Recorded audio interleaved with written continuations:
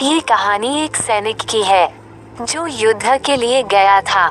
युद्ध समाप्त होने के बाद जब उसके घर लौटने की बारी आई तो उसने अपने माता पिता को फोन किया।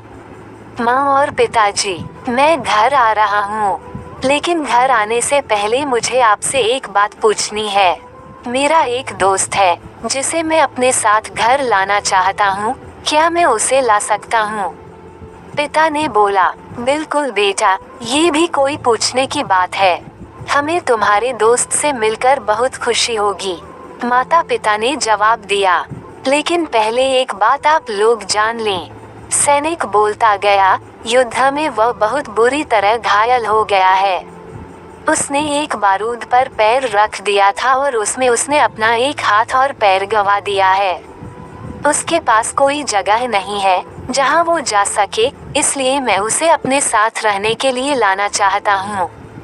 उसकी यह बात सुनकर उसकी माँ बोली, बेटा, तुम्हारे दोस्त के बारे में जानकर हमें बहुत दुख हुआ।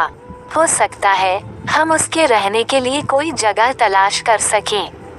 नहीं माँ, मैं चाहता हूँ कि वो हमारे साथ रहे। लेकिन बेटा, अब पिता ने कहा, तुम समझ नहीं रहे हो कि तुम क्या चाह रहे हो। इस तरह का अपाहिज व्यक्ति हमारे लिए कितना बड़ा बोझ होगा। हमारी अपनी जिंदगी है जीने के लिए और हम नहीं चाहते कि इस तरह की कोई भी परिस्थिति हमारी जिंदगी में दखल दे। मेरे हिसाब से तुम्हें अकेले घर आना चाहिए और अपने दोस्त को वहीं छोड़ देना चाहिए। वो अपनी जिंदगी जीने के लिए कोई ना कोई रास्ता निकाल ही लेगा। सुनकर उस सैनिक ने फोन रख दिया। कुछ दिनों बाद उसके माता पिता को बहा के पुलिस से एक संदेश मिला जिसमें उन्हें बताया गया कि उनके बेटे की एक बिल्डिंग से गिरकर मौत हो गई है। पुलिस के हिसाब से ये एक सुसाइड केस था। दुखी माता पिता ने तुरंत ही बहा जाने के लिए फ्लाइट बुक कराई और वहां पहुंच गए। वहां उन्हें शहर के मुर्दाघर ले जाया गया ताकि वे अपने बेटे की पहचान कर सकें।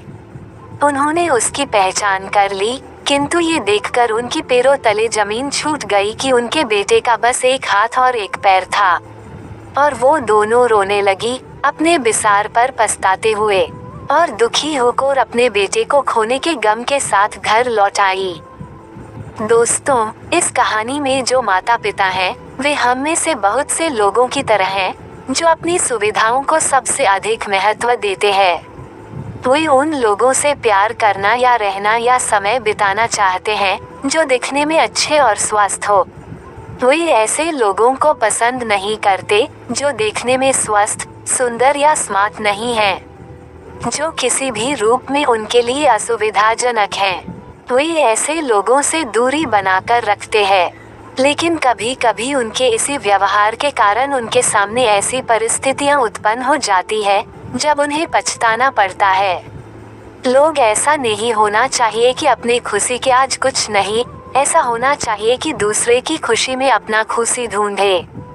लोगों को वैसे ही अपनाएं जो जैसा है और जरूरत पड़ने पर उनकी मदद करें। दोस्तों, अगर ये कहानी सुन के अच्छा लगा तो ऐसी ही अच्छी कहानी सुनने के लिए हमारे चैनल को सब्सक्राइब कर लीजिए और पास के बेल आइकॉन को भी दबा के रखें ताकि आगे आने वाली हर कहानी की नोटिफिकेशन आप लोगों के पास तुरंत पहुंचे। धन्यवाद।